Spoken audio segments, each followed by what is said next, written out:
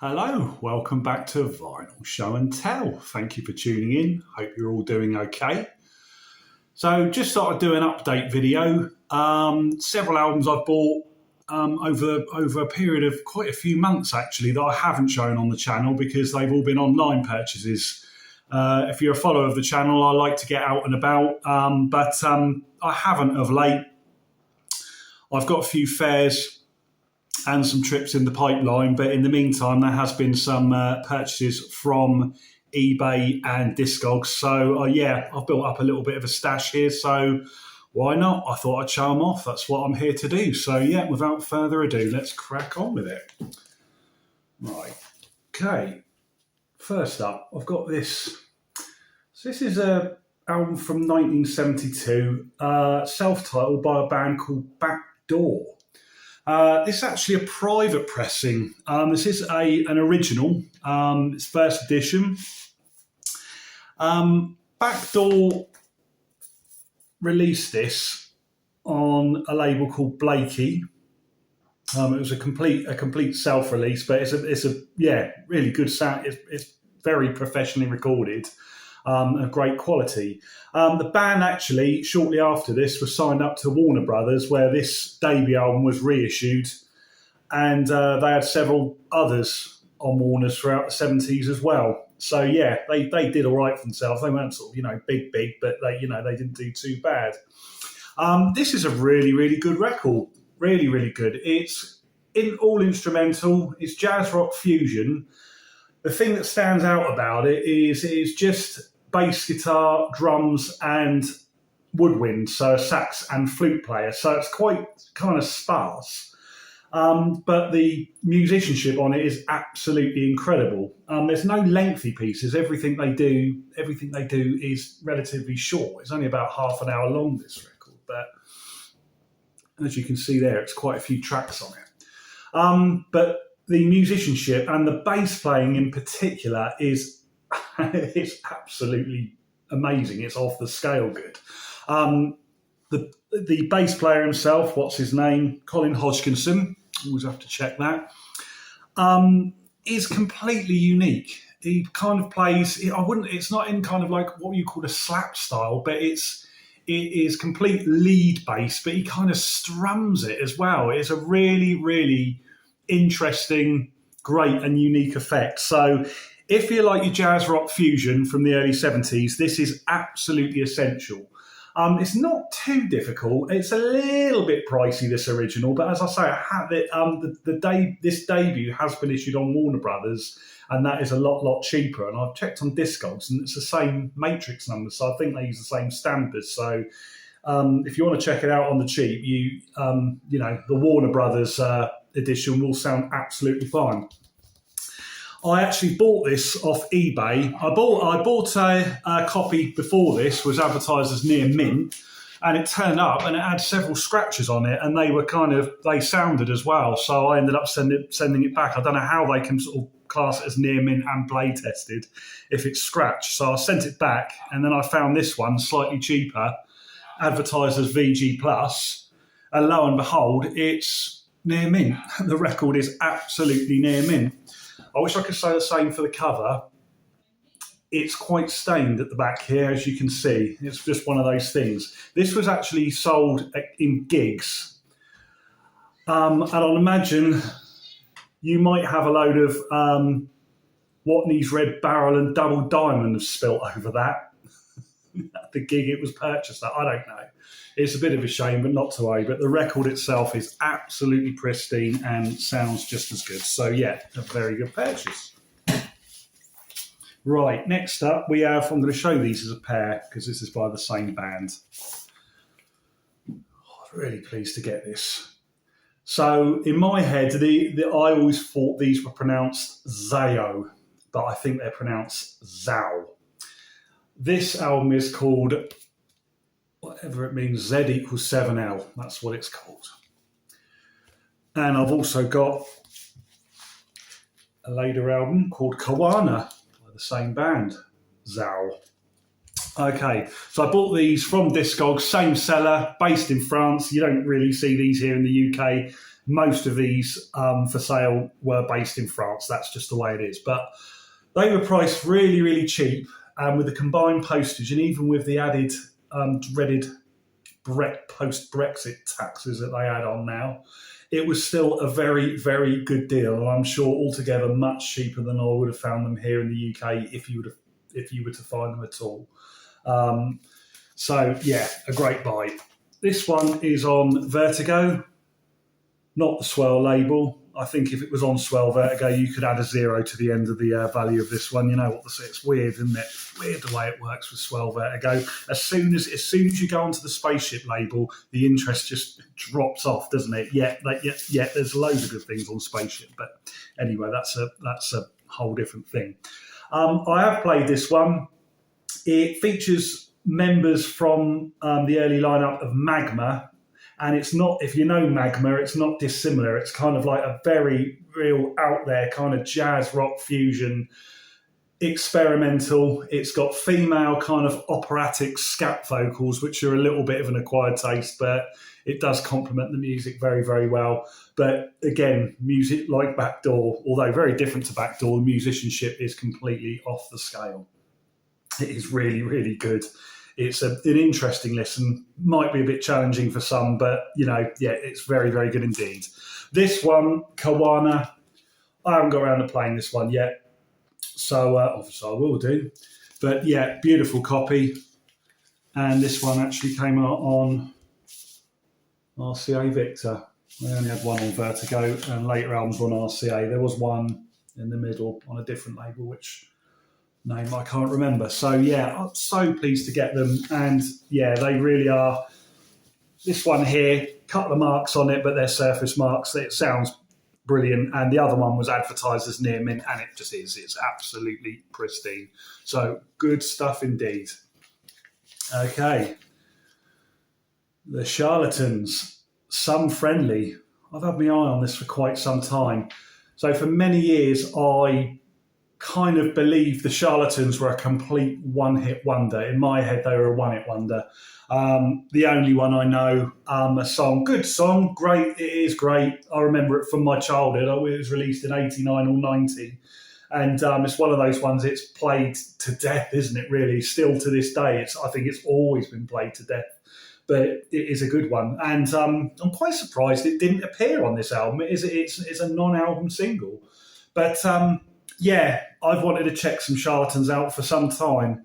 Anyone who watched my last video about ordering a record from Vintage, if you haven't watched it, please do. It's my previous video. Will know that I also bought their last album. So I've started my Charlatans journey with their debut and their last one. So this is going to be good. It has got other singles on there. The single Then, which I'm aware of, which is very, very good. So this is going to be proper sort of good, what they call the baggy era. Pre-Britpop, kind of indie, but very much that kind of 89, 90 sort of baggy era. So really good find, lovely condition and a great price. I'm really pleased to pick that up. That just appeared on eBay as a buy it now, and I snapped it up. Really, really good. Right, okay, this one came from Discogs. This is Roy Harper with Folk Joke Opus. This is a upgrade replacement copy. I've got a second pressing of this, and it is not in very good condition at all. I bought it years ago at the Southampton Record Fair, back when they did it at the Guild Hall. If anyone who used to go to the Southampton Record Fair at the Guild Hall will remember, that is well over a decade ago. But yeah, because it's in not great nick, I've neglected to play it really, because from memory it is a good record, but it never played good. I paid low for it, I wasn't ripped off or anything. So I thought, I'll have a nice upgrade. Blue labels, Blue Liberty labels, later released on the black ones. Now this came from a seller on Discogs called Revolution Records. It's advertised as near mint, and I'm like, sometimes it's a bit of a red flag. It'd be lovely, because I reckon sometimes dealers just quickly take a look and go, oh, that looks all right, it's near mint, without really scrutinising the record. And when you get it, it's like, no, it's not near mint at all. This is absolutely pristine, and for £25 from a shop on Discogs called Revolution Records, who I really recommend, for £25, a bargain. Looking at the kind of the median and the mean price gauges of this, so I know it's not set in stone, but this goes for a lot higher. But the disc, I haven't played the disc yet, but it is there's no spindle traces on it. As you can see, the cover, under that laminate, is very nice indeed. You've got a couple of creases here, but it's half a century years old. What do you want? But the disc, it's still got all the flashing around the spindle hole. It is, I can't believe a record this old is this pristine. It must have been played once maybe and put away. Absolutely fantastic and a bargain. So it is, from what I remember, it is a great album. Roy Harper is brilliant. He's done some great records, long career. If you like your early 70s folk, you could do a lot worse than Roy Harper. He's up there with the absolute greats. Really good. So very chuffed with that. From the same seller, the same transaction, and I'm wondering if it's from the same collection, giving the fact that this is another folk record and it's also in stunning condition. This is Michael Chapman's Wrecked Again. So this has eluded me for a while, and I should have picked this up a long time ago, really, or tried to, because it's on Harvest, which is my favourite label ever. But for some reason, this particular title, I think I have seen it out and about, and I don't know why I didn't snap it up, but there must have been a reason for it. Again, priced well from Revolution Records. And they sort of said this, they advertised it as a VG Plus and undergrade, near mint. Absolutely stunning. There's a couple of spindle traces on it, so it has been played. But it is, there's no marks on it. It needs a little bit of a clean. There's a bit of dust. I mean, that's not a problem. I've got a cleaner. Absolutely pristine. Again, it's very recent, so I haven't got round to playing it as yet. But Michael Chapman, a bit like Roy Harper, fantastic early 70s folk, more of a sort of gruff vocal thing. And he really, his acoustic guitar playing is wonderful. Really, really good. He's a master at it. So, Speaking of Michael Chapman, I'm on a bit of a Michael Chapman kick here. Now, this one is an upgrade copy. I'm going to have to be careful here because there's boobies there.